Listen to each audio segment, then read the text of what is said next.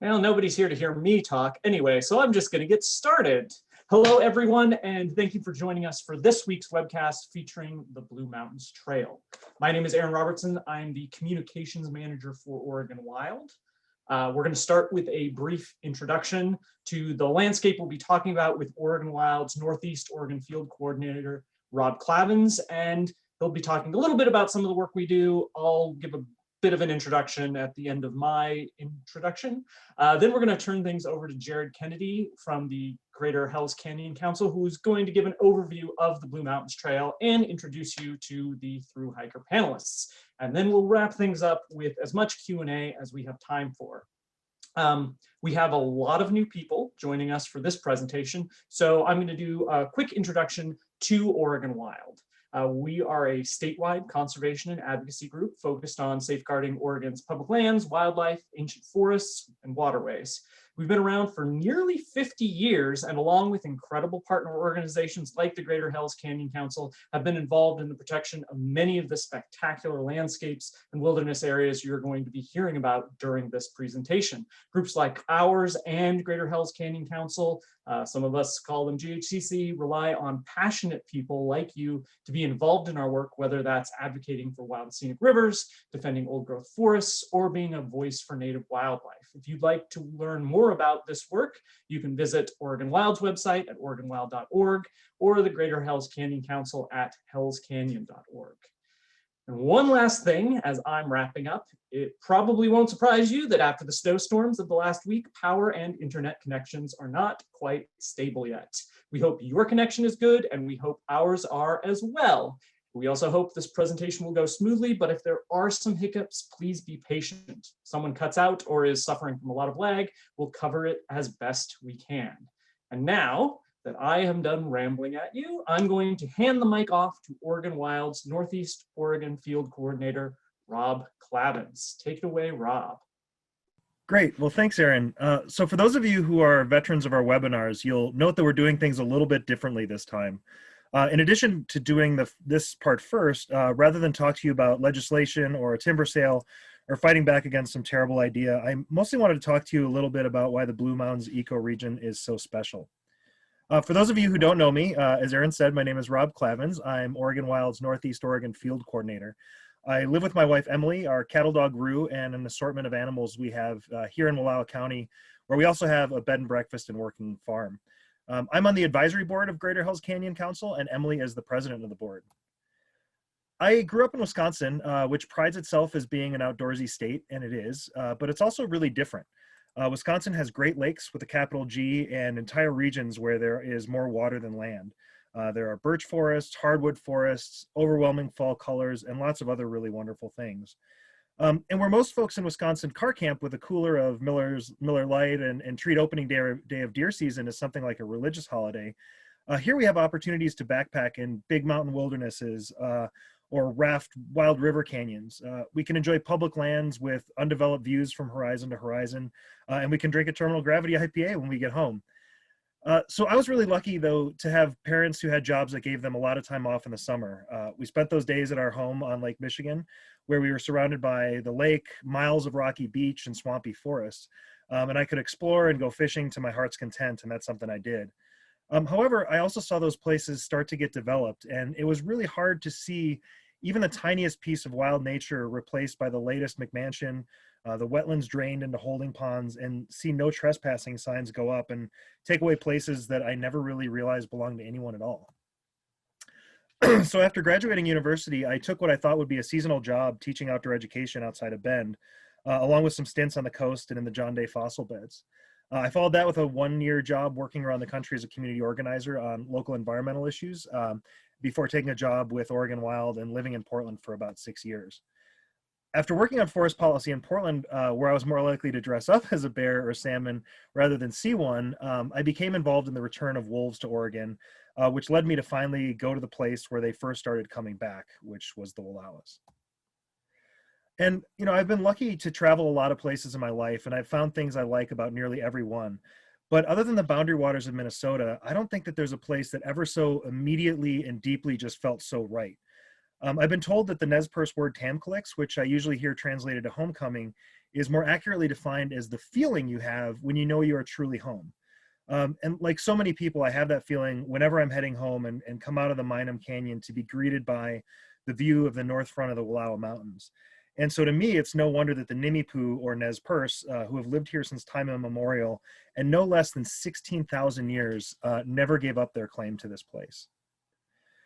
And Northeast Oregon is truly a landscape of superlatives. It's got the deepest canyon in North America, the largest intact prairie in the American West, Oregon's largest protected wilderness, the oldest tree in the state, and as a wildlife lover at heart, my favorite part is that it has the most intact assemblage of wildlife anywhere in the state that includes moose, Oregon's only known wolverine, lynx, wolves, and more. About the only thing missing when you think about it on the big wildlife side of things are grizzly bears, jackrabbits, and maybe fisher. And a lot of people think of Eastern Oregon as the dry side, as sort of the sea of juniper and sagebrush. And make no mistake, there's plenty of that here, but it's incredibly diverse and it's much more than that. Just from my front porch, I can see the mountainous backsides of canyons that have cacti, rattlesnakes, and black widow spiders. And then I can turn 90 degrees and see the mountains that are often likened to the Alps of Switzerland. And in parts of this region, there are lush forests full of old growth Doug fir just dripping with moss that are just a stone's throw from those dry forests and sage. Our closest neighbors raise bison, and on the day when his irrigation line broke, we had a return of Old Faithful and were able to finally end any debate about which part of the beaver state actually deserves the moniker Oregon's Yellowstone. Okay, so I can't see any of you, so I don't know how that joke landed, but I'm just going to assume that you're all in stitches. I'm going to pause for effect. And okay, now that I assume all of the laughter has subsided, I'll note that the only thing obstructing the view of the eagle cap from our deck is an ancient juniper tree. But the juniper in our yard isn't the juniper you think of finding around Bend or the Steens or Fort Rock. It's a Rocky Mountain juniper, and it's the only it's only in this very far northeast corner of the state that they grow here in Oregon. And it's a reminder that most of Wallowa County is more accurately considered part of the Rocky Mountain ecosystems than it is associated with the Cascades. In fact, it's the one little part of the famous Yellowstone to Yukon corridor that bumps out into Oregon. And that's another thing that makes it so important. It's a connectivity corridor of continental importance, especially in an age of increasing development, climate change, and a biodiversity crisis. That connectivity is only becoming more important and fragile. Looking at the maps from far out and then putting it together with the Blue Mountains and the Ochakos, you can see that it's the furthest south forested connection point between the Rockies and the Cascades and the Siskiyous and other ecoregions beyond. And it's the only one that's south of the really wide Columbia River with its train tracks and interstate highways. But it's incredibly fragile, and in some spots, it's quite narrow. And especially at some of those connection points, it's not an overstatement to say that if just a few of those places were compromised, it could sever those connections in ways that can never be repaired in any understandable period of time. And one of the things that connects and acts as the arteries of these wild places are rivers like the Grand Ronde, the Imnaha, Snake, Umatilla, and John Day rivers and their tributaries. And that's why I'm so excited about Senator Wyden and Merkley's proposal to designate 6% of the state's waterways as wild and scenic and protect their outstandingly remarkable values. And I think what makes this proposal extra cool is that it came from thousands of nominations from citizens all across the state, including here in Eastern Oregon. Northeast Oregon and the Blues are well represented, and you can see how often they're at the core of those narrow connectivity corridors I was just talking about. Wild and scenic rivers aren't a wilderness designation, but they're still really important. And now we've just got to get this bill passed. So starting with the Nimipu, who have again lived here since time immemorial, but also extending to people with complexions like mine who colonized their homelands about 175 years ago, the landscape is profoundly ingrained in our identity. And it's even true for me and many people who weren't lucky enough to have been born here, which surprisingly is more than half of my county. So when I hear somebody push back against the return of wolves saying, why don't they reintroduce them to Portland instead? Or they fight to maintain an expensive and outdated system of destructive logging roads, or that they want to get rid of old growth protections to pad the income for the logging industry executives that treat labor as an expense to be minimized, I think they've got it all backwards. You know, if you want to live in a place with lots of roads, go to Portland. If you want to raise cows without thinking about big animals with pointy teeth, I hear some people really love Oklahoma. If you like forests but don't care much for big old trees, huge amounts of public lands, or truly wild landscapes, you might really like Wisconsin. And I hear they even have good beer there now too. In any case, there are plenty of cow pastures, clear cuts, and pavement in America. It's these wild, relatively intact and functional landscapes, the forests, the rivers, the waters, the wildlife, and the big wild places that make this place so very and truly special. And well, I think and want to recognize that there's a risk in telling a few hundred people about this wonderful place and encouraging them to come visit it. It's also important that people like you know just how special it is. And there's no better way than immersing yourself in it for a time. So I'm proud about the modest role that my wife and I have played in this effort that was first conceived by a previous generation of people who love this place. And I had a real moment of living in history when longtime local champion for all things wild, Mike Higgins and Jim Kennedy first unveiled their their proposed maps in our dining room. So with no further ado, I want to introduce you to Jim's son and my friend and colleague, Jared, who founded the Outdoor Project.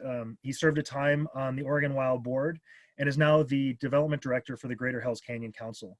And I just want to say GHCC is a tremendous organization with an incredibly rich history that does work really similar to Oregon Wild, but with a more specific focus on the greater blues ecosystem. And certainly in the work that I do on a day-to-day basis, they're just really fantastic partners in conservation. Rob, thanks so much for that really wonderful intro. Let me just share my screen here. So I'm Jared Kennedy, Development Director and Blue Mountains Trail Project Lead at Greater Hells Canyon Council, and I'm so thrilled to be here presenting to all of you today about the Blue Mountains Trail. Before I introduce Mike, Naomi, Whitney, and Renee, who are going to take you through their hike, I want to spend a little bit of time introducing you to the trail itself. So the Blue Mountains Trail starts at Wenaha Lake State Park near Joseph and runs in that serpentine manner that you can see on this map, that purple line around to John Day. It goes through all 7 wilderness areas of northeastern Oregon, as well as the Hells Canyon National Recreation Area. The route currently is 566 miles, and it also goes through some really wonderful communities along the way. Troy, Tollgate, LeGrand, which is really what we think was the midpoint of the trail, and also Greater Hells Canyon Council's headquarters, Sumter, Austin Junction, Anthony Lakes, before ending in John Day. There's a few things we really wanted to accomplish for this trail. We wanted to stitch together existing trails in northeastern Oregon, along with Forest Service roads. We wanted to minimize paved roadwalks and bushwhacks, although in case of some really gnarly bushwhacks, we're pretty happy to still leave it with a roadwalk to connect from point to point. The trail will take roughly about 45 days for someone to complete in a through hike. The weather window is pretty narrow for it. You can start in mid-July when the snows melt, and by October, the snows will usually come back to the high points. And just keep in mind that most people either day hike or section hike parts of this trail rather than take on the full through hike. And it's really well set up for that as well. One of the major reasons for doing this trail is that beside the pretty extensive hiker usage in the Eagle Cap Wilderness and the Wallowas, many of these trails just don't see very much visitation, and many of them are disappearing or have already disappeared. So this is one of the main goals of this is to help provide a trail backbone that can be maintained across the entire Blues and stitch together some other trails along the way. So the Blue Mountain ecoregion, I first thank you, Rob, for sharing some of the superlatives of the region. It's a really, really special place. You can see it there in blue, conveniently on this map. The Blue Mountains connect the Rockies to the east with the Cascades to the west, as well as the Columbia Plateau and the Great Basin. It's a really critical connectivity corridor because of this. It's one of the rare places you'll find large intact wilderness and large intact landscapes for wildlife. And it allows wildlife to be able to cross between these different ecoregions. I like this map a lot. This is a map that Oregon Wild recently shared on its Facebook page, and it does a really good job of showing this region. This map actually shows the density of snags, but it shows, I like it because it shows the mountains as well as the forests of the Blue Mountains. The Blue Mountains are, in our mind, fairly poorly understood region. People confuse it often with the Columbia Plateau to the north or the high deserts south of the Blues. It's very mountainous. It's got Hell's Canyon, the North America's deepest gorge, and it's highly forested with some very interesting different forest types along the way, depending on the elevations that you'll experience. It also reflects why GHCC as a conservation organization is doing this trail. We feel like that without having an immersive experience in this landscape, it's really easy to not understand it. And we really think that by getting immersed into this landscape, there's great opportunities for people to join our story about wanting to protect it. So this trail becomes a living opportunity to really get to know the Blues in a whole different way. So Greater Hells Canyon Council actually started as Hells Canyon Preservation Council in 1967. Its original mission was to protect the Snake River from being dammed and damming Hells Canyon, and they were successful. From there, HCPC went on to be pretty instrumental in the creation of the Hells Canyon National Recreation Area. And from there, continued to expand our vision to the important role and critical role of conservation across all of Northeastern Oregon. The Greater Hells Canyon region is how we think about it now, and it kind of encompasses the entire extent of the Blue Mountains. I will invite you to learn more about GHCC on our website, hellscanyon.org, and learn more about the trail and sign up for our newsletter as well at hellscanyon.org/Blue Mountains Trail. I do want to take an opportunity to plug our Hellraiser event. It's our largest annual fundraiser. It's going to be happening virtually this year on Saturday, May 8th.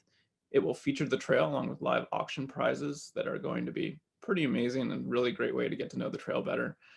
And Renee Patrick is going to be keynoting that presentation. So there's a link to get your tickets now. So let me introduce our hikers. We have Whitney, Naomi, and Mike, who hike the trail together in the month of September. And I refer to them, or we refer to them now as the Intrepid Trio. And then there's Renee, who's the Oregon Natural Desert Association's Oregon Desert Trail Coordinator. And she did the first section of the hike in August and completed the full route in October. Whitney is the VP of Marketing and Sales for Six Moon Designs. Whitney, thank you so much for the amazing auction or raffle prizes that you've donated tonight from Six Moon Designs. And Naomi and Mike work on Treeline Outdoors Review. It's a really, really wonderful online outdoor product review portal. A lot of lightweight backpacking, ultralight backpacking reviews on there as well. So you got to check that out. These four are some of the most accomplished thru hikers that I know. It was really, really special getting a chance to work with them on ground truthing this route. And I'm going to contextualize the routes they walked a little bit. While they were hiking, separately and sometimes overlapping together, exchanging notes about where and what conditions they were finding. We were actually live editing and adjusting the route. And so the route that Whitney, Naomi, and Mike hiked was about 588 miles compared to the 566 now. Renee's hike in the Strawberry Crest helped them have a very easy go there. And their hike through Joseph Canyon, some of the other places they're going to share, helped Renee find some alternates that are going to be a part of the path moving forward. I'd be remiss not to also mention a few other people who are really instrumental in this effort. First and foremost, Lauren Hughes, standing there on the bottom left over Hell's Canyon. Lauren came up with this concept for a Blue Mountains Trail almost 40 years ago and was working on it until he passed away. It is his legacy that we're building from, and a lot of the route still runs alongside his original proposed route for the trail. Next to Lauren is a photo of Mike and Donna Higgins. Mike and Donna, Mike specifically has been working with Lauren on this trail, along with Dick Hensey and Greg Dyson for about 20 years. Mike was just amazing this past summer, shuttling supplies to our thru hikers. He has an amazing history and knowledge of the history, the geology, and the trails of the region, and was incredibly helpful as we live adjusted the route based on conditions that we found on the ground. And so there's Mike and Donna hosting the Intrepid Trio at their home outside of Halfway. Next is a photo of Charlie Jones and his wife, Emily. Charlie is a director at Greater Hells Canyon Council and just a longtime supporter of this trail effort as well. has an incredible knowledge of all the trails in Northeastern Oregon. And he took Renee out on a hike, leaving LeGrand, helping us solve some of the public lands or private lands challenges out of LeGrand. And there is Charlie getting all suited up and ready to go with Renee out for a hike. Last, I want to show a picture of myself with my dad at Baldy Lake at the foot of Mount Ireland. I took my dad out for a 3-day, 45-mile stretch of ground truth in the summer and led him through some pretty gnarly bushwhacks along the way, but we had a great time. My dad introduced me to this trail in 2010 and has been a huge supporter of it since then. And so to get to take him out on this 3-day section of the trail was just a total treat, and I hope to do more with him. So with that, let me pass this over to Mike, who's going to take us on the first leg of the journey. Go ahead, Mike.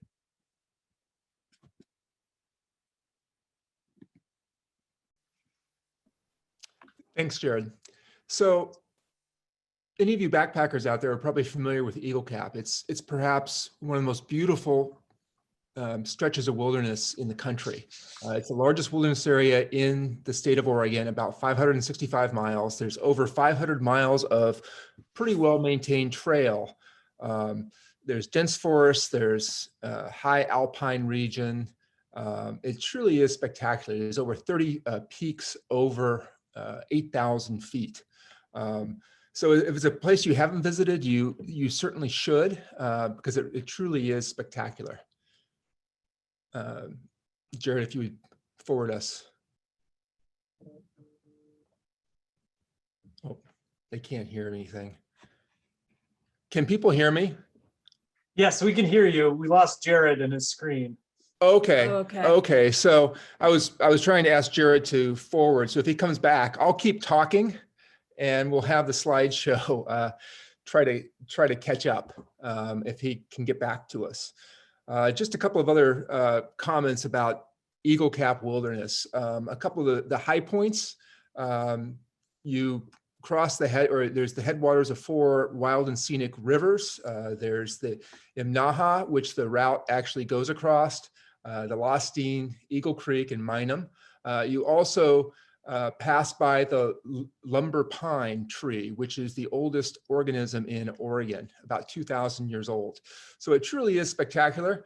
I think that some of the challenges with it, and this was this is a tough area to start a through hike because essentially our first day was our biggest elevation climb of the entire trip. We had to climb over 5,300 feet in about 20 miles.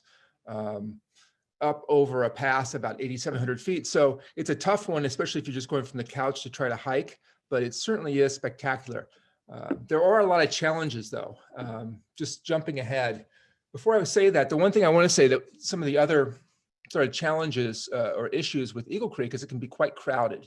So I think one of the neat things about this project is helping people discover other areas in the Blue Mountains so we don't all congregate in one area and for too intensive a use. So a lot of what this trail is, as you'll see from this presentation, is going from one sort of organized, well-maintained section and connecting them all. And so for us, getting from Eagle Cap to Hell's Canyon was a little bit of a challenge. It was trying to connect some old, not very well-maintained trails. This is a picture of me on a trail that looked very nice on a map, but obviously had not been maintained for a long time. And a lot of the other sections were walking on forest roads, which I had to say is not a terrible way to hike because they're very low traffic. They're quite a bit easier to walk than trying to go through a trail like you see here on the map. There's also, in the first part of the trail, one of the great challenges is resupply. The actual stretch through Eagle Cap for us was about 75 miles. I know that after we hiked that section, Jared made some route changes to stay high, so I'm not sure what the final mileage is going to be, but essentially there's no easy resupply for about the first 200 miles of this trek. So that is an issue that Jared and others will work on in the future, but that's too long a stretch for, I think, for most people to do, certainly for me. We were fortunate enough to have folks like Mike Higgins and some others give us some trail support to help us connect. Also, there's some very dry stretches. And one of the things we're trying to do is document all the water sources we could find so that future hikers will have some sort of sense about how much water there is. But this stretch between Eagle Cap and Hell's Canyon was one of the longer, more difficult dry stretches we had to go through. So moving on to Hell's Canyon.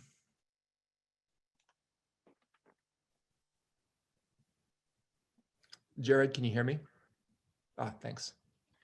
Okay, I'm going to cover section 2. So there are some differences in the routes, as Mike alluded to.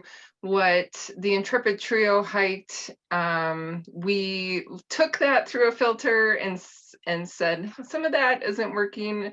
I'm going to hike some different ways. Part of that was in this section, but primarily it was an amazing walk on the top of Hell's Canyon.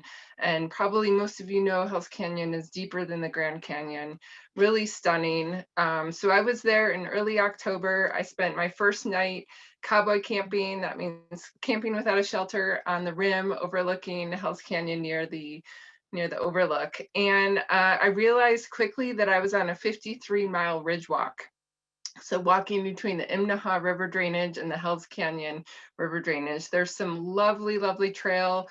The Western Rim Trail pictured here literally takes you on the rim and views all around. Granted, it was still a little smoky for me, but it was simply stunning.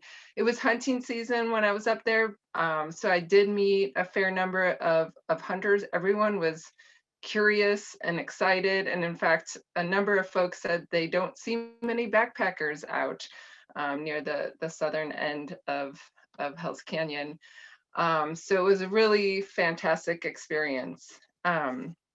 Then I had to drop down. So in any way you exit this rim walk, you're dropping down thousands of feet. So the Intrepid Trio did drop down to the Snake River via Doug Bar. I went down Cow Creek and came out on the Wenaha River and intersected with the Nimupu Trail, part of the historic Nez Perce pilgrimage, or not pilgrimage, a very historical account of their exodus from the area, but it was very impactful to trace some of that trail as I was hiking. This was a section going up from the Wenaha River. So a side note, my trip in the Hell's Canyon area, I had come down Hawkins Pass, which was the headwaters of the Wenaha, and then I crossed the Wenaha right before it entered the Snake River. So that was quite memorable to see a river at the beginning and then near the end of its journey. So once I climbed up top, thousands and thousands of feet on a pretty warm day for October, I went over to Zumwalt Prairies. This is the last of the Palouse Prairie in the nation. And I happened to hit it on a rainy, cold day, but the golden grasses just were glowing. It was quite stunning hiking through this area. So that section took me to what's really the crux of the trail in Joseph Canyon. So Joseph Canyon is the birthplace of Chief Joseph of the Nimupu people. The Intrepid Trio had some interesting experiences in Joseph Canyon. Maybe before I talk about my portion, Whitney, do you want to share a little bit about what you experienced in Joseph Canyon? Sure.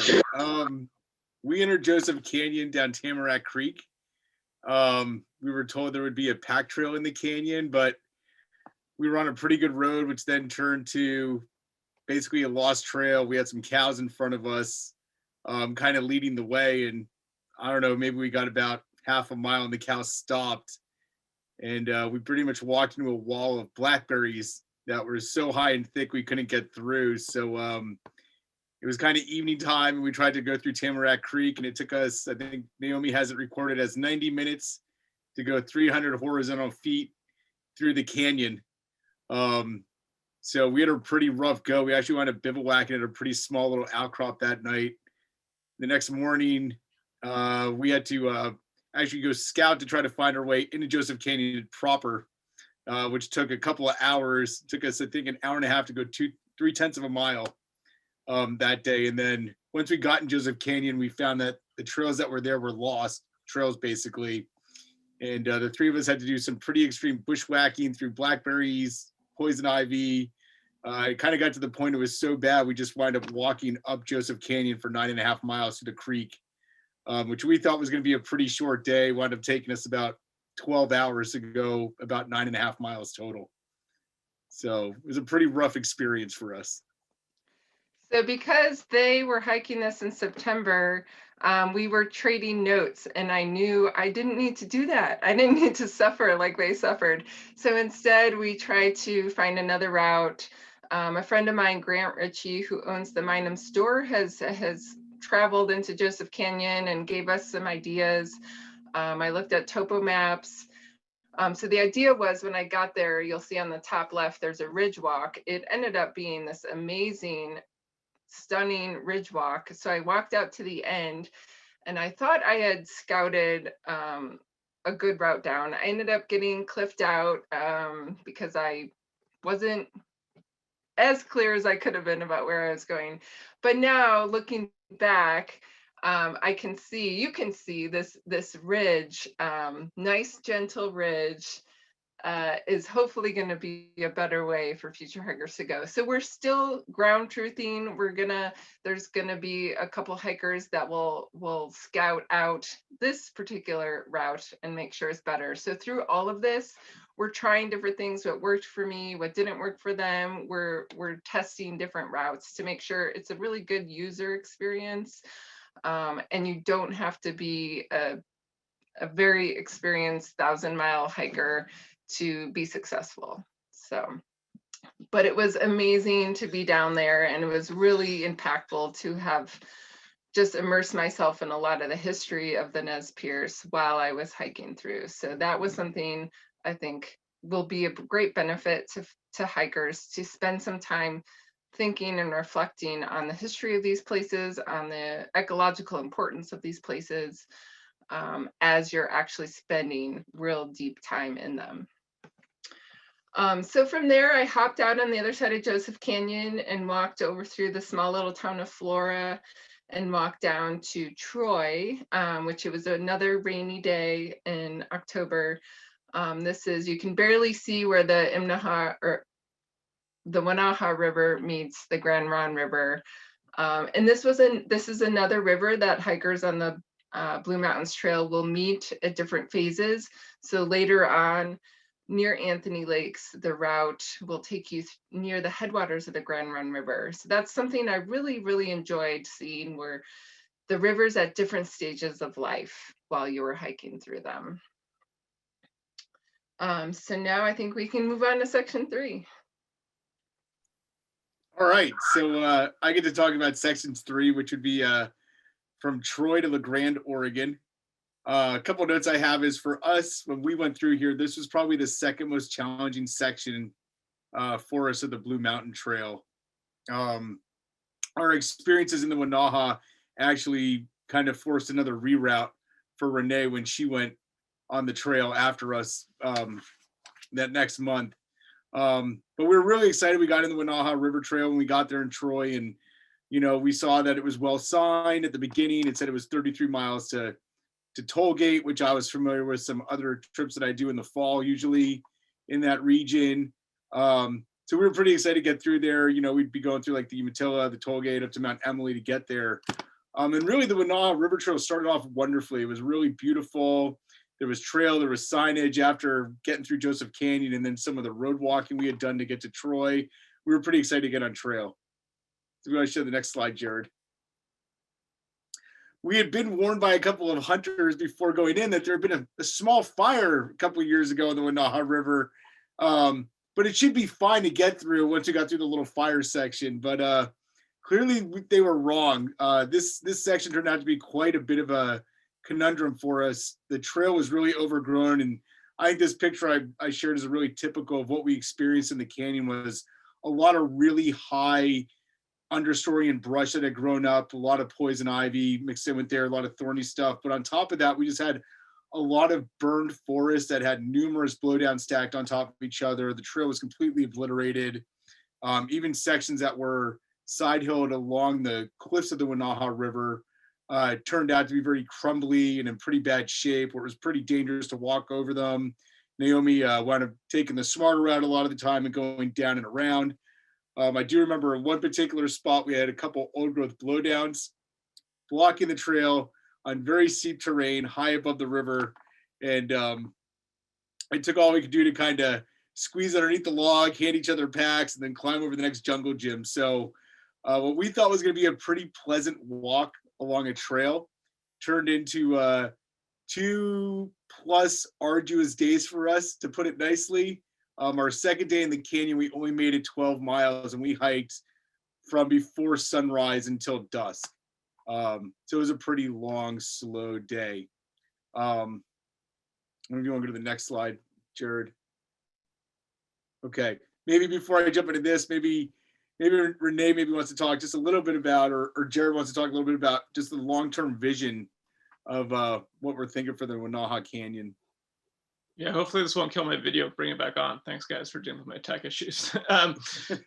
The Wenaha River Canyon is, a lot of people are very invested in seeing that trail come back. So right now we're keeping that as one of the main routes of the trail, but we've also identified a ridge walk that takes you up above Wenaha. You pop out about 5 miles in. So there's a really nice road that Renee walked when she was out there. And that's what you're going to find on a lot of the trail right now. Some of these areas that we really want to keep on the trail long term, we're going to need to figure out how to build them. We've identified some really good alternates to get you around them. So Whitney, great opportunity to share that. All right, so we did wind up getting through the Wenaha River. A very good friend came out, gave us a lot of trail magic up in the toll gate area, which was really nice. He cooked us a huge breakfast and stopped and brought us lunch. And then we wind up in the town at Tollgate. For those of you who've never been to Tollgate, it is basically a little store and a little place called the Three Bears Inn. I do want to give a big shout out to the folks at the Three Bears Inn. They were very accommodating for us. They held our boxes for free. They refused to take any money for our resupply boxes. The young lady who worked there came out after hours to unlock the store, let us get some stuff, get us checked into the lodge across the street. And I was back there in early November talking with them, and they did say that they really would like to encourage people to backpack and really take on hiking and exploring that area more in the summertime. So if you ever find yourself looking for a place to go, Tollgate's a great little place. The inn's fantastic. It's affordable, and there's some great hiking right out there. So I'd just like to give a big thank you to that crew over there. One thing they did tell us when we were there was that due to the flooding of the Umatilla River, the route that we had been mapped out on was probably not doable because the road was washed out for the North Umatilla. Being resourceful, we were able to kind of plot out our own route on Summit Road. So we did wind up walking about 9.5 miles of pavement that day on kind of the main highway before we cut off into a more gravel Forest Service road. But I'm going to ask Renee to just kind of comment a little bit because she did wind up actually going into some of that area in the North Umatilla. Yeah, I dropped down to the North Fork of the Umatilla from Tollgate, and even though the trail was brushy and overgrown, it was really good tread until I got down to the river. But fortunately, someone or a group, a trail crew had been through and at least had knocked off the branches that would block me from climbing over. So there was a path through, but then I got down to the road and the road was gone. So it was gone in sections, but because I was there in October, I was able to walk in the river bed itself until I got to the South Fork of the Umatilla, and that trail was gone. And so I had a series of bushwhacks and steep climbs up and down into the Meacham River, up Bear Creek, which that trail has also been reclaimed. Really stunning areas, but again, a lot of these existing trails haven't seen the maintenance to stay on top of things like flooding events and fires. So it's really exciting that hopefully through this Blue Mountains Trail effort, more attention will be focused on some of those sections and to open up the trail corridor for future hikers.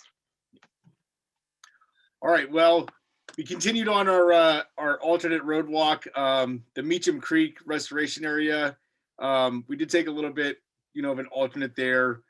Summit Road, alternate to LeGrand, was a pretty nice area. We walked by Indian Point. We actually had a big storm come in, which kind of gave the sky some texture and some color. Also kind of washed out a lot of the smoke we had been hiking in, which is really nice. And then that kind of dumped us into the Mount Emily recreation area right outside of LeGrand. And that was actually really a wonderful area. If you can go to the next slide, Jared. Mount Emily was just a really beautiful area. Great trails, great resource in the town of LeGrand. And we met some bikers, we met a couple of other recreationists along the way. And then that just dropped us off to a pretty pleasant road walk into the town of LeGrand, which was kind of fun because we did walk over 84, where we had actually pulled off, like pretty much you walk over the exit we had exited to go to Enterprise to start the hike. And then when we got to LeGrand, I got to say, I mean, for a trail town and for long distance hikers and for someone who's lived in the state 20 years and never spent any time in LeGrand, the couple of nights I spent there was a really wonderful experience. It's a wonderful town. People are very friendly, had a great, cool undercurrent. Side A brewery was more than accommodating to 3 very smelly people who came in with backpacks and got us all set up to be able to eat and sit outside, enjoy ourselves. And a big shout out too to my wife. My wife, Susie, drove all the way from Portland out to LeGrand and spent a couple of days helping us kind of bushwhack and just kind of relax and slack packing us to be able to make some miles and still enjoy town. So I'm going to talk about the next section after LeGrand, which is LeGrand and Anthony Lakes. So this is kind of a short connector section, but it was actually a pretty cool hike because you basically use Ladd Canyon Road and a couple little connectors. And you do walk by the headwaters of the Grand Ronde if you go the way Renee did, but not the way we did. So this is Ladd Canyon Road.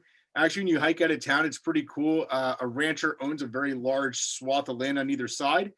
He has it gated, but he has it open to recreationists to be able to go hiking there. And we actually met a lot of locals out just on like day hikes out there in the morning. They were really friendly and they were telling us you could go all the way to Anthony Lakes. That was actually a really nice area. We did run into one area where somebody was doing some logging and one of our connector trails was a little obliterated with a bunch of slash from the logging operation, but we were able to kind of walk through it and make our way. I don't know if Renee wants to chat real quick about the Grand Ronde here in a second, but this photo here, I just want to point out, I'm pretty famous for cooking in my tent when I shouldn't, and I rolled over and broke my stove the week before we got to LeGrand. My wife brought me a brand new stove, and Naomi was able to capture the joy I was experiencing the first night of using my stove out in the field. But yeah, maybe Renee, maybe you just want to touch real quick on the Grand Ronde headwaters that you went down and saw. Yes, that was another section that was incredibly overgrown in my approach down there. I ended up backtracking, so I got down into it. A lot of that area had been reclaimed and decided the bushwhacking and the scouting would be more appropriate for a warm sunny day and not. By this time it had snowed the start of October. I had about 3 weeks of pretty warm weather in October.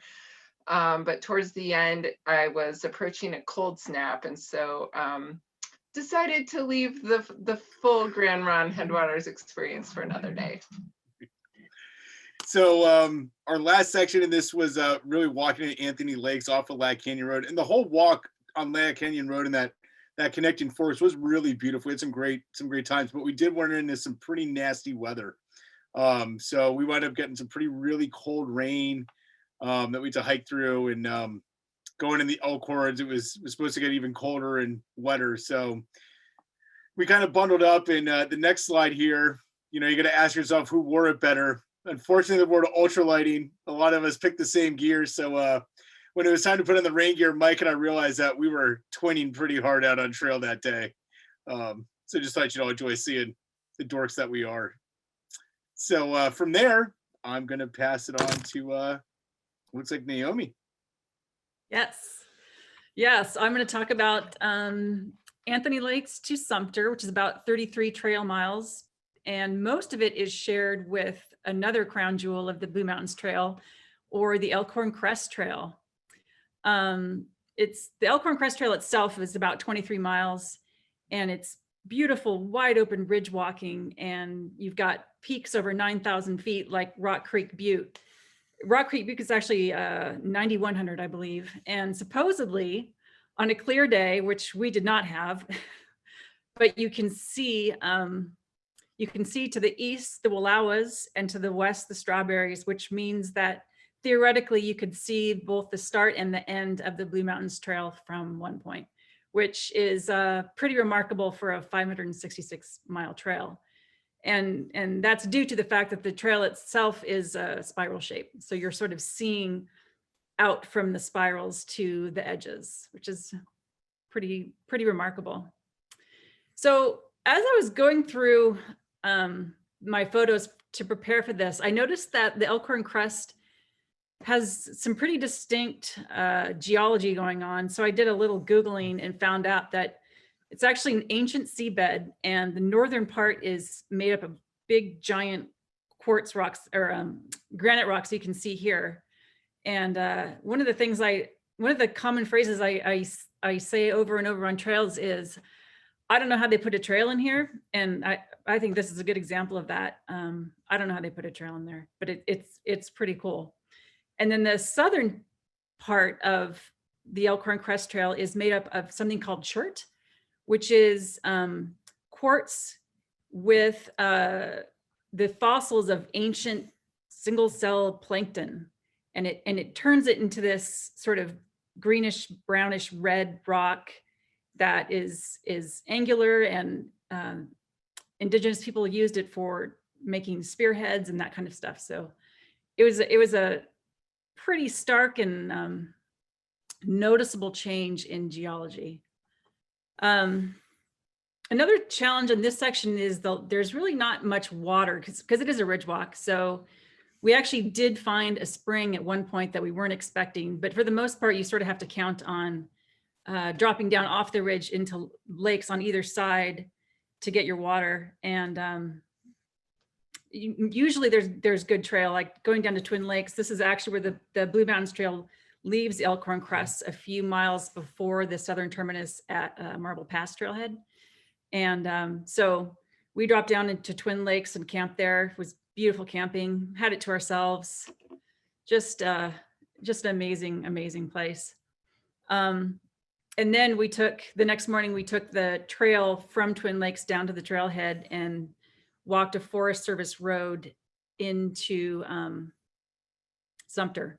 But before we leave the Elkhorn Crest, I do want to give Renee a chance to talk about her experience on the Elkhorn Crest, which was interesting. Yeah, so I mentioned a cold snap. So I had been actually taken care of by Charlie and Emily Jones, my trail angels in the Grand, and knew that there was cold weather coming. Charlie actually hiked with me a bit as I approached the Elkhorn Crest Trail, and even offered to take me into town for a night in a warm hotel room. But I decided, hey, I'm going to be home in a week. Let's do this. So this is Black Lake I was camped at, and the night before I thought I'll wait until morning to get water, but I went down to get coffee water, and my pot, ding, ding, ding, on the lake, it was frozen solid. So that night it had gotten down into single digits. Luckily I was plenty warm enough in all my down, but it was a very cold and frosty walk on the Elkhorn Crest Trail. And I did see, as Naomi alluded to, back to the Wallowas and to Strawberry Mountains. So it was really incredible. I had a clear, blue, very cold day to hike on the Elkhorn Crest Trail. Yeah, so we get to the trailhead, and we walk this Forest Service road, and I actually don't really mind walking these roads. This eventually leveled out into some beautiful open forest and great roads, easy walking. And after some of the challenges that we had gone through in the previous sections, it was welcome to be able to just walk. And the town of Sumter itself is an old gold mining boom town. The Elkhorns actually have gold. I've had gold. I'm not sure how much is left. And it sort of turned into a boom town when the railroad reached it in the late 1800s. And so today it's just sort of a tourist area with this. You can see on the right there, that's an old gold dredge. That's probably the main tourist attraction in Sumter now. And it operated 24/7 almost every day of the year. And there's still the old mine tailings around there. They built a trail through the old mine tailings, well maintained. So yeah, it was great to actually see some of the history of what we had walked through. So, and the last thing I want to talk about is the fact that part of the Elkhorn Crest goes through the North Fork John Day Wilderness, and in fact, the trail itself walks just above the headwaters of the North Fork John Day River. And I want to let Jared come in and talk about some of the wild and scenic legislation that's coming up. Yeah, I'll thank Rob for covering off a lot of that in the introduction. I think one of the things that we were really excited about when we saw that legislation proposed is that we actually went back through and did an inventory of the wild and scenic rivers that are currently on the trail, and then the new ones that are proposed in the legislation. And of the newly proposed wild and scenic rivers, 45 of them are on route or adjacent to the Blue Mountains Trail route. And so Renee talked about how you're at the headwaters of the Grand Ronde, and then you get to see near where its confluences with Snake. Same thing with the Umatilla, where you kind of experience that from high to low. And same with the John Day River, although you don't go that all the way down the North Fork John Day to where it comes in the main stem, you experience this river in many different places, and all those different creeks and streams that flow into it. Many of them are now proposed for wild and scenic designation, which is just so great.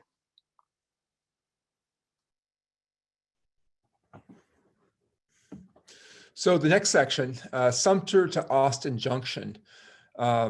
This is an interesting area, leaving Sumter, because you really do get the feeling of the gold mining history. In fact, it's not so much history, but there's still a lot of mining going on in the area. It's a very fragmented landscape where you've got active and closed mines. You've got, but in one area, then next you go into beautiful wilderness areas. So this was actually a mine that we passed on the forest road out of Sumter that looked like no one was there, but it certainly looked active.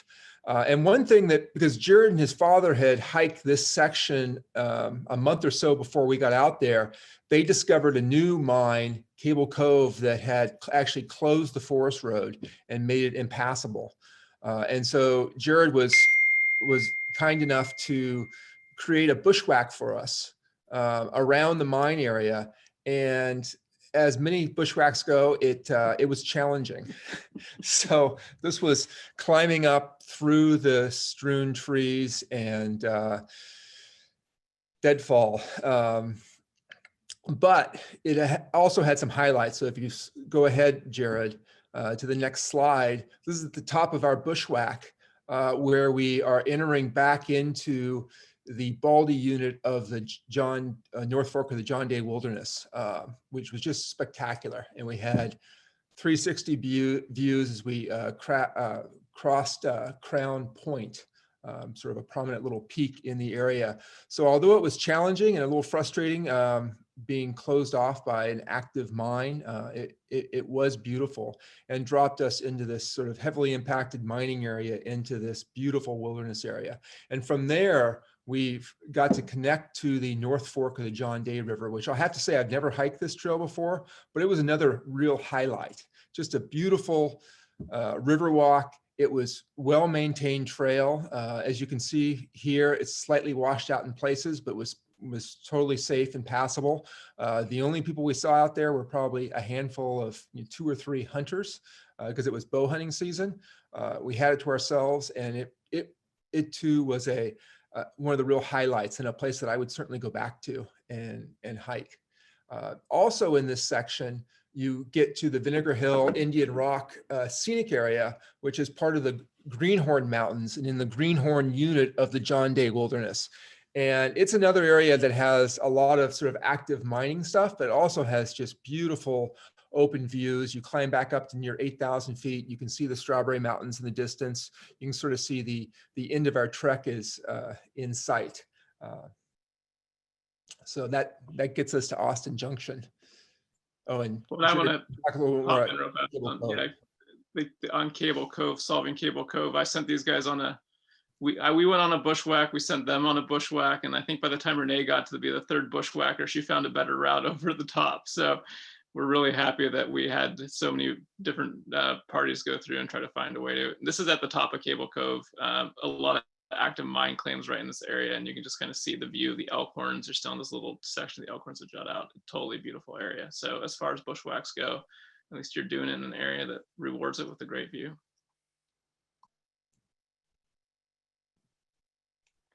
Okay, so the last section was actually my first section. So as Jared mentioned at the beginning, I had a week in August where I started in the town of John Day and hiked back to Austin Junction.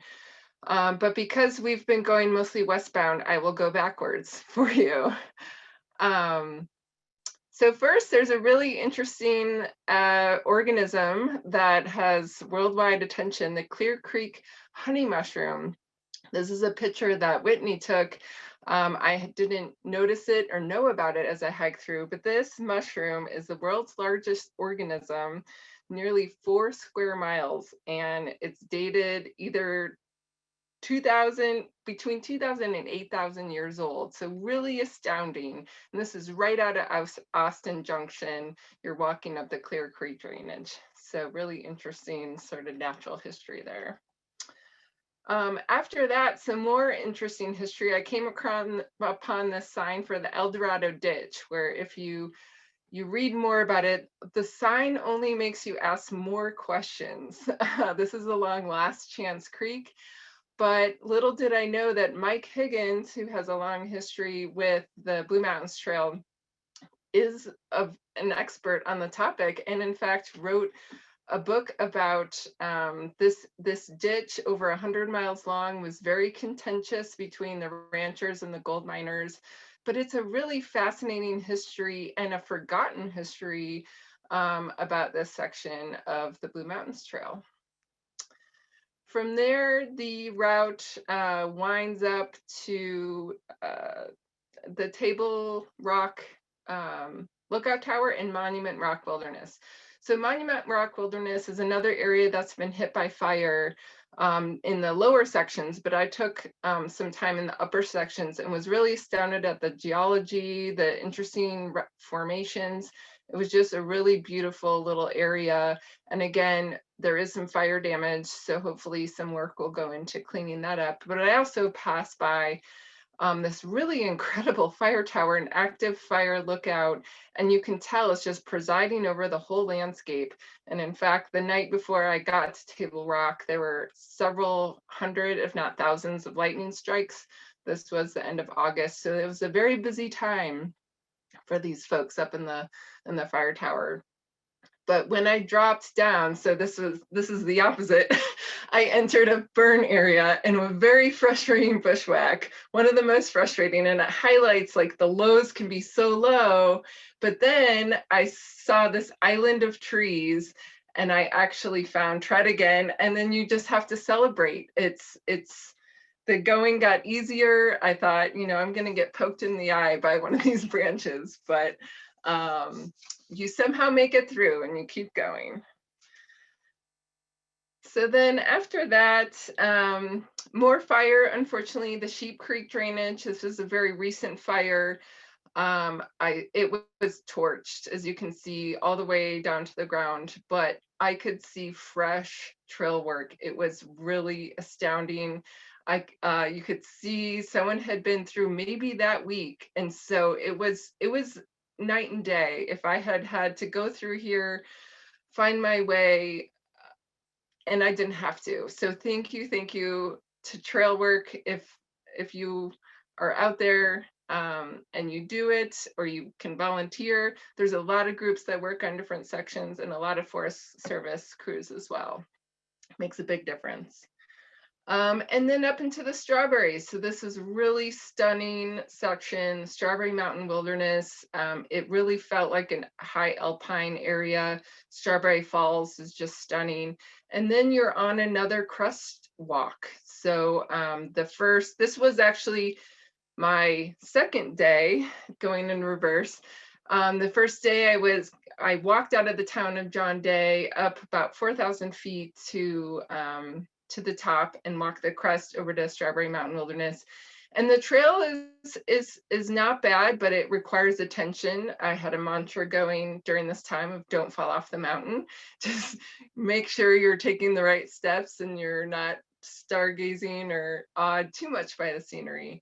But a really fabulous section if you're looking to get out for a couple days or something, right out of John Day. And then, so the route goes right down into the town of John Day. And I said, let's, we want to celebrate with a beer. So we happen to, right now, the route goes right to 1188 Brewery. So you can start or end your trip with an awesome local brew. Thanks everybody. Let me pull myself back on the video. So I we learned so much from your guys' through hikes. Some of those areas that were major bushwhacks, we found reroutes around.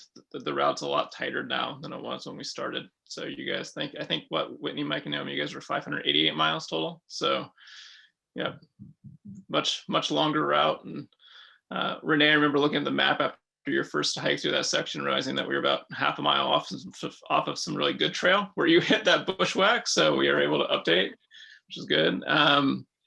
Just wanted to get what's your guys' feeling of like having done the whole route? What do you want to share in terms of summing up the whole experience or kind of recapping from start to finish? I mean, I would go do it again this next year. Honestly, it was, I think of all the hikes I've done, it probably was one of the more remote wilderness experience in a lot of ways. The towns are really small. We didn't really see any people. It had a lot of variation of terrain, which I thought was really cool. I mean, from big forest to desert-like conditions down in Hell's Canyon. Yeah, I thought it was a really good, challenging route, honestly. And I think it was pretty cool to get to walk through a part of Oregon a lot of people who live here will never see. So. And I would like to say one thing, one of my favorite parts too, which I don't know if it'll be on the final route, but that ridge walk from Lord Flat to Square Mountain in Hell's Canyon. And when I think about this hike, I mean, that's probably one of the most stunning afternoon, evening hikes I've ever had in my life. And it was just the sheer beauty of it will stick with me for life. Yeah, I'm hoping we can fly resupply planes to Lord Flat for some of our. Heck yeah. There you go. Yeah, I would echo Whitney's sentiment there. I would definitely hike this again. And honestly, I would do it exactly the same, even if it meant doing exactly the same and going through Joseph Canyon and the Wenaha River, the really challenging parts, because it was so fantastic and it's so varied. And again, yeah, I'm with you, Whitney. One of my favorite photos of the whole trip is in Hell's Canyon of you and Mike hiking with the evening light. It was, there's no other trail like this. So. Yeah, I would say I was awed on a daily basis. There was just looking around and seeing from one end to the other, the views into the canyons, Hell's Canyon, Wenaha Canyon, Joseph Canyon, the granite mountains of the Elkhorns and the Eagle Caps, like start to finish. It's a really stunning, incredible journey. And you saw some of those landscapes at times that even fewer people see it in October. And some of I hadn't seen the color of the larches changing, but in some of your photos, it just kind of were just beautiful and made me think I've got to get in there late season. So. The North Fork of the John Day was incredible at the end of October. A lot of larches in there, mountain goats. The river had iced over. It was really, really stunning. A little bit challenging to walk through an ice frozen river, but I don't mind a little bit of suffering if I can get that beauty. Mike, do you have any final thoughts? To me, it's really special to be in a place where you have solitude. Once we left Eagle Cap, we did not see another backpacker. We saw a handful of hunters, but we had the place to ourselves, and that's a really special feeling, and that's a very rare thing these days. It's just amazing as someone who's grown up and lived their whole lives in the Northwest, so many of these areas I hadn't been to before. And it was just new discoveries.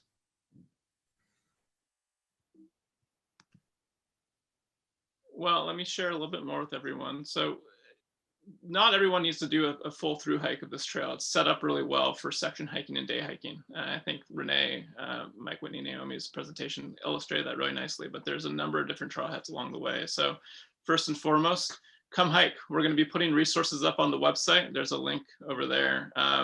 Soon we'll have different section maps that are up. We probably won't put the full through hike up quite yet because we're still working through some challenging sections in the Umatilla and what have you, to make sure that we are able to provide a safe trail for everyone. We invite you to visit the trail communities and share the word along the way. I mean, these communities are really, really wonderful places to visit. We're really accommodating to through hikers coming through. We are going to be equipping people with gear to do maintenance on the trail this summer. So if you want to come out and hike and take a pair of loppers with you or take a handsaw, we have done a pretty thorough trail inventory at this stage. There's a lot of sections of trail that are a quarter mile, half mile, or a full mile that really just need some minimal brush clearing along the way and would make the trail wholly different. So we invite you to let me know, send me an email or sign up for our list and let us know that you want to do some hiking and volunteering this summer. Please come join us. If you live on or near the trail and you want to serve as a trail angel, help hikers resupply, let me know as well. We have a couple resupply challenges we're still working to solve. So we will probably be asking people and using our own staff as well to go out and drop resupply boxes at a couple points this summer. So if you're interested in helping out with that effort, I'd love to hear from you. And this is going to still take some effort to put this whole trail together. So I do invite you to donate to GHCC and help our effort along. And Whitney, thank you for providing such awesome raffle prizes tonight. And for those of you who are participating, those proceeds do go to GHCC to help us with this effort. So thank you so much. I also want to leave with Hellraiser. Event I told you before, it's on May 8th. Renee is going to be keynoting that. We'll have amazing live and silent auction packages that are all oriented around experiences on this trail. So we'll be announcing those soon. And tickets are now available. There's the website, hellscanyon.org/Hellraiser. And thank you guys for joining us. And I'll turn it over now to Q&A and stop the slideshow. All right, thanks for that great presentation. We're a little bit over, but I think everybody's super engaged. So we're going to try to run through a few questions. Whitney has been answering a bunch of them in the chat, but because we are recording this and live streaming it on Facebook, we're going to re-answer some of those and give the rest of the panel some opportunities there. Although if the rest of the panel also wants to dive into some of those questions, that would be great as well. For the panel, few questions about wildlife you saw. I know Renee mentioned some mountain goats. One person was concerned about snakes. What kind of wildlife encounters did you have on your adventure? We did see a few rattlesnakes in the low level stuff. So down in the Wenaha River, we saw some rattlesnakes. I can't remember if we saw some in Joseph Canyon as well, but it was certainly something we had to be aware of. And I can also say, we saw more bear scat than I've ever seen in my whole life. I mean, we went through stretches where we'd see it every 100 feet of fresh, but because there were three of us, I think we were sort of noisy enough that we never actually had a bear encounter, but my goodness, there were a lot of bears out there. Yeah. We also saw bighorn sheep in Hell's Canyon and some black widow spiders, some mule deer, some elk. I think that was mainly the wildlife we saw. Mountain a lot goats. of birds. We saw mountain goats in the Elkhorn Yep. Crest. Yeah. We followed a cougar trail for about a mile, very fresh, right in front of us when my dad and I were out above Cable Cove. That was a pretty cool one. And we did see a lot of wolf tracks one day when we were hiking also up out of the Walla Mountains. Yeah, and the one point I would make that surprised me, and I think it surprised Whitney and Naomi as well, is we came across a fair amount of poison oak and poison ivy, much more than we thought we did. So we didn't we didn't come prepared for that, but because we were still thinking we're starting the Eagle Cap, we're thinking alpine, there's nothing like that. But some of the lower areas, we had tons of poison oak and poison ivy, so much so we couldn't avoid it. And Whitney especially got a really bad case of it. Yeah, bad. I Very would say The wildlife that was surprising were the large flocks of turkeys in multiple areas. Huge flocks of turkeys just all traveling together. So that was, I really enjoyed coming across that. Only one bear running away from me, but lots of deer, some elk. I didn't see any snakes, but that's probably because it was October. Yeah. I think some of you may have touched on this, but it came up a few times in the chat. What's the best time of year for the thru hike? September. Yeah. So I think it's a point that I meant to make is it is a very short season for a lot of these areas. I mean, Eagle Cap, Elkhorns, you probably can't get safely up there until mid-July. And as you could see from Renee's photos, the winter shuts it down. And I've actually been snowed on in the Eagle Cap in August, so it can happen anytime. So it is a very short season. I will say that September is just the perfect time to be out there, though. We had the fall colors. I was prepared for extremely cold and snowy weather the entire month. I didn't have a frost the first 3 weeks I was out there. So that's probably, you never know from year to year, but it was actually a fabulous time to hike. I finished on a 60-degree day on Halloween. It's like, what are the chances of that? But yeah, I think because there's some free flowing rivers, crossing those rivers, will take some planning, and you won't necessarily be able to know. It will depend on snowpack, it'll depend on winter and spring rains and the melt season. So the North Fork of the John Day, there are several fords. You will ford the Wenaha River. So those are definitely considerations when you're looking to do a section, is to avoid high water. A few people asked about how many miles you were doing per day. How many days did it take? Did you take any 0 days where you didn't hike at all? We took 31 days to do 588 miles. So I guess roughly it's just right around 20 miles a day we were doing. And we only took one full 0 day in LeGrand, and we took, I don't know, 2.5, 3 Nero days where we hiked shorter miles, but we're in town most of the day. I will say, with all that said, though, we did have one benefit over Renee, is that the owner of my company did support us for 2 weeks with a van. So there was a lot of days where we just carried what we needed for the day and not all of our gear in the first 2 weeks of our hike. Yeah, I took 2 days off in LeGrand because that was my first, basically 3 weeks into the hike. That was my first time off, and I needed 2 days to recover. I was pushing, doing about 17 miles a day, but with that, there were also, sometimes I need to backtrack. Sometimes I wasn't sure of how much mileage. Sometimes the bushwhack would go slow. On a typical thru hike, you know, I think a lot of us do between 20 and 30, sometimes 35 miles a day. So 17 was a very doable number. And challenging, still challenging to do 17 a day. Yeah.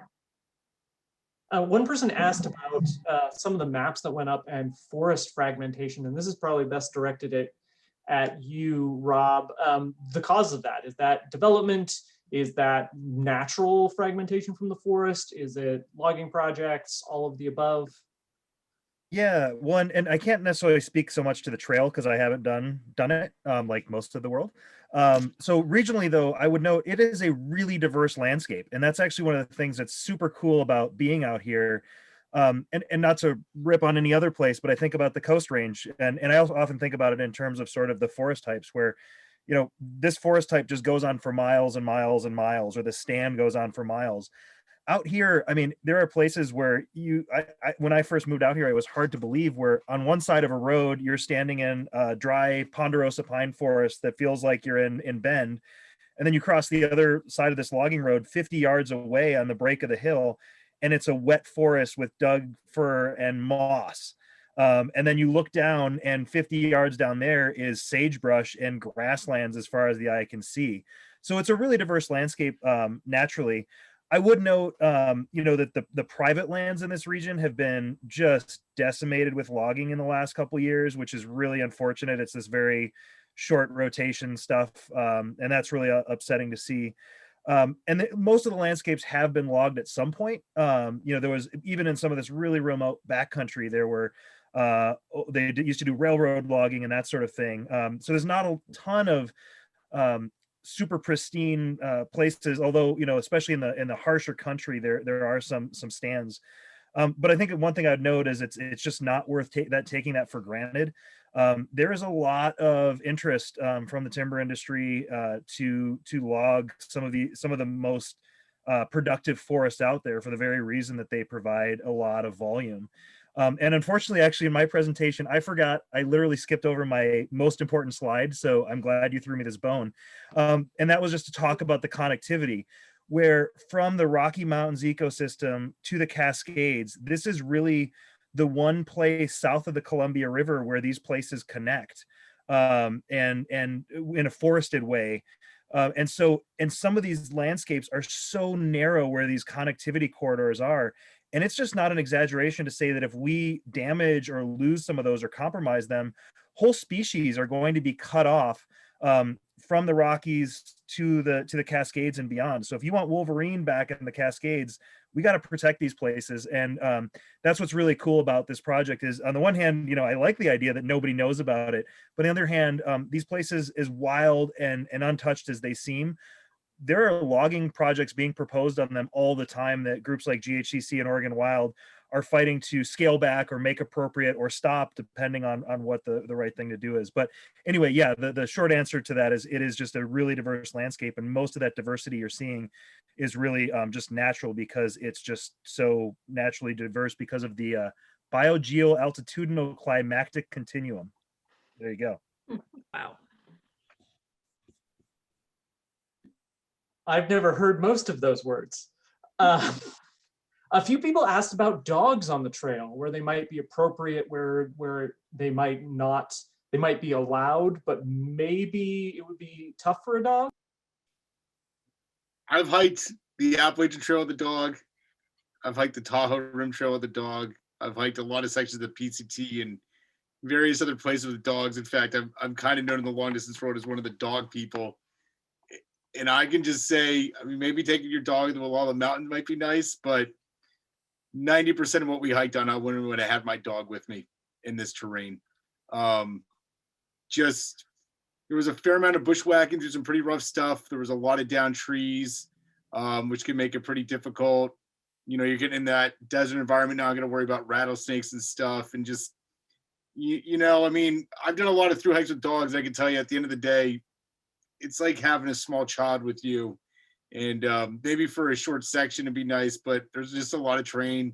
And on this thru hike, in particular, I would not have wanted to have a dog with me. Everybody appears to be nodding that went on the trail. Good question about the types of books that talk about this landscape, the cultural, the history, the biological, geological. Did any of you read or have to recommend books that might deepen the experience for people who are interested in that landscape, or maybe to read while they're hiking it themselves someday? That's a perfect question for Renee, who was reading a really impressive book while she was hiking a very amazing landscape. I was interested in that. I love to read when I'm hiking. Did some audiobooks, so I listened to Thunder in the Mountains. And I've started another book about the Nez Perce since I've been home. I'm not totally sure on a lot of the natural history and geology. I'm really interested in that. And I think one of the goals, so I'm now on the Blue Mountains Trail Committee that we just finished a strategic planning process, and what do we need to do to get this in the form to right now. So there aren't full materials, like you can't go and download maps. It's still work in progress, but part of that will be a guide to the natural history, to the cultural history, to the flora and fauna. So that will be something that will be developed, so you can learn about these amazing aspects as you're hiking, if you want to read it as you're hiking, or before you go, or when you come home. Would you say that's accurate? Reading list. I hope that's what we're doing. Yeah, that's great. And I read No, that's perfect. Joseph And and I've the put Nez together, Perce War before I went on this hike, and that's actually a really great book too. And I think just one thing I like to point out is, the Nimipu Trail that you're on during the Blue Mountain Trail, the rest of us have all hiked the Continental Divide Trail. And the Continental Divide Trail actually shares part of the Nimipu Trail up in Montana at Gabbett Pass, right outside of McDonald Pass between Darby, Montana and Salmon, Idaho. So I think for all four of us, it was kind of neat to have this connection of a different long distance trail we had all hiked with this new long distance trail and how they kind of overlapped and are interconnected, like you were saying, that connectivity corridor. I mean, that route is really goes right through that connectivity corridor in a lot of ways. I'd also add just a shout out to folks who would start in Joseph. There's really a lack of really good research out here, quite frankly. There was a botanist recently who came out a couple of years ago. He discovered 7 new species without trying all that hard in places that we are well studied. So there's a lot that needs to be done.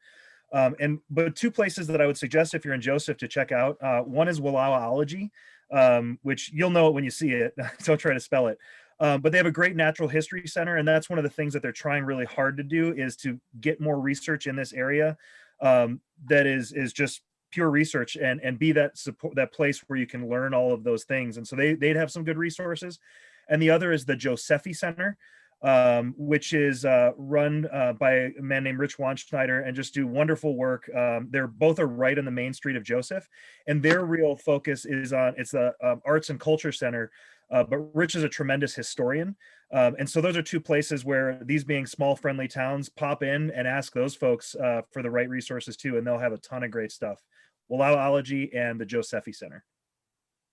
and we're putting together a reading list now also at GHCC that we'll have some links up on our site. So it's having some more books to orient people to the blues. There are some really great books out there, so keep an eye out for that. And thanks, Rob. Those are great recommendations. Naomi, were you raising your hand? I was just going to say that right now I'm reading based on Whitney's recommendation. It's called Chief Joseph and the Flight of the Nez Perce, the untold story of the American tragedy. And it's by Kent Nurburn. And it's really, really good. Goes into a lot of details that I personally didn't know. And it talks, the nuances of the treaties that they negotiated, how they went about it. So definitely worth reading. I think we'll wrap up with a kind of question about, okay, what's next? You've formed these committees to plan out. You're still ground truthing. For someone who watched this presentation and is thinking, oh, I'd love to do this trail when there's some of the logistical things worked out. Mileage where there might not be as much bushwhacking. Is there a timeline? What's the plan going forward for this trail, and that people are clearly very, very excited about based on the questions that we're getting in? That's great. Yeah, I'm super excited to see all the logistical questions. We're about a month out from getting just our first sections of trail that are ready up on the website. There'll be mile by mile maps for those that really help orient people to be able to go out and do those trails. As we mentioned, a lot of the trails on really well existing trail already, and there's also some good connectivity areas. So that will be coming out on the website soon, and we'll just continue to update it. There's a newsletter list to follow there. As soon as we publish stuff to the website, we let folks know. So it's a good way to kind of keep on top of all that information. Like I said earlier, we are signing up individuals who are interested in hiking and volunteering, doing some minimal trail clearing in the summer. But also, if you're just interested in doing a hike, send me an email. My email is jared, Jared, @hellscanyon.org. It's also on the trail page, just a link to my email. I can answer any of your specific questions that you have. I know there's a lot of questions on infrastructure in the Q&A that we didn't get to today. I'm more than happy to answer those. So please just send me an email. Let's connect. It's a great way to get to meet people who are interested in coming to explore the area. And yeah, there's going to be a lot of work and communications going on this year to make sure that by the time summer and fall rolls around in that prime hiking season, people have the resources they need to be able to go out and experience a lot of the trail. And if you are an experienced thru hiker and want to do the whole trail, we're still have a couple parts of the route that we're looking to ground truth. So don't hesitate to reach out to me and think about ways that you can go and do the whole trail. It is all hikeable, and we've identified alternate routes for some of those really tricky areas to get you around them. So anyone who does really want to take on the whole trail this year, we'll have materials ready for you as well. Awesome. Well, thanks, panel. Thanks, Rob. Thanks, Jared, for this amazing presentation. This will be emailed out to everybody who registered tomorrow. And I'll pass along some of the extra questions to you, Jared. I can download that data. I never know how to end these. So I think maybe, unless anybody has any last comments. Great, everybody just wave goodbye. Thanks everyone for attending, and hope you have a great evening.